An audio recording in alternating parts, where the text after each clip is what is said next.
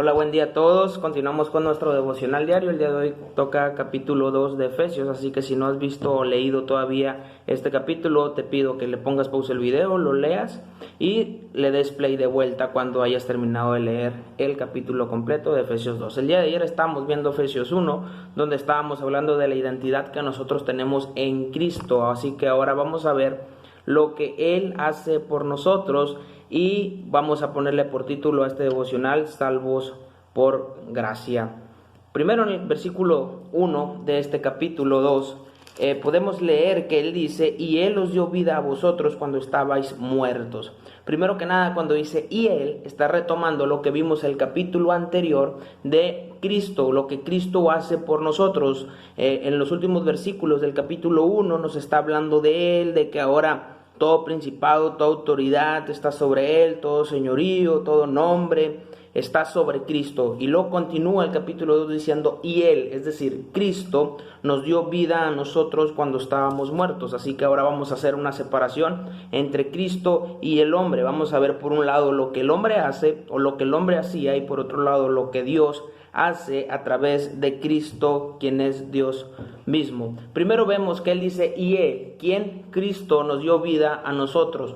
¿Cuándo nos dio vida? Nos dio vida cuando estábamos muertos. En pocas palabras, Él nos resucitó a nosotros. Dice que estábamos muertos ¿en qué? En delitos y pecados. Obviamente aquí está hablando de una muerte espiritual que sucede en Génesis.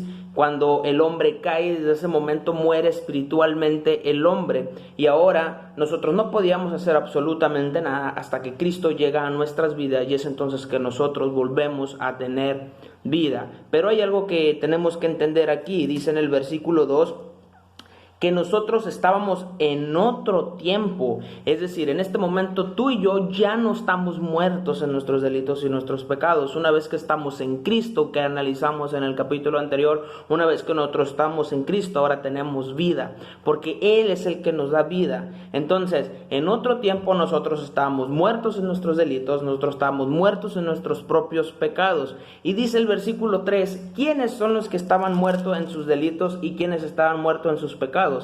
Dice, entre los cuales también todos nosotros estábamos en otro tiempo en los deseos de nuestra carne, haciendo la voluntad de la carne y de los pensamientos, y éramos por naturaleza hijos de ira, lo mismo que los demás. Entonces, en otro tiempo, todos nosotros estábamos muertos, todos nosotros éramos hijos de ira por naturaleza. Es decir, nuestra propia carne por naturaleza quiere hacer lo malo. Queríamos hacer absolutamente lo malo. ¿Por qué? Porque éramos esclavos del pecado, éramos esclavos de nuestra propia carne.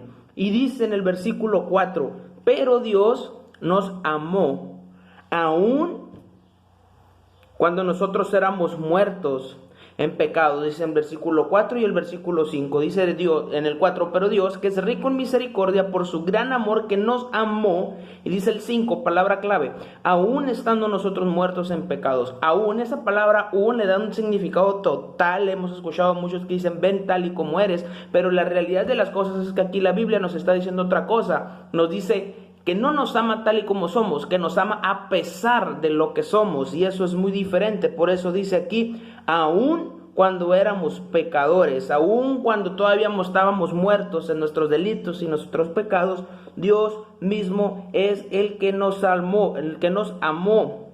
Y dice entre paréntesis, por gracia sois salvos. Por gracia, por un regalo que no merecemos, por mera misericordia, por mera gracia es que nosotros ahora somos salvos. Y juntamente con Él nos resucitó y asimismo nos hizo sentar en los lugares celestiales. Así que analicemos. En el versículo 4 dice que nos amó. En el versículo 5 dice que nos dio vida. Versículo 6 dice que nos resucitó. Versículo 7 dice que nos hizo sentarnos en lugares celestiales con Cristo. Versículo 8 dice que por gracia, por la gracia de Dios, ahora nosotros somos salvos. Y esto es un don de Dios, no por obras. Es decir, no puedo hacer nada yo para ser salvo, absolutamente nada más que creer en Él.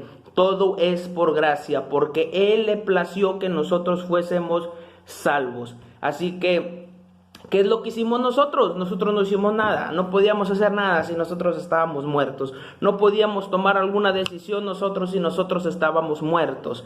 No es que yo haya hecho una oración para ser salvo, no es que tú hayas hecho una oración para ser salvo, es que Dios, que es rico en misericordia, a través de su gracia te salvó.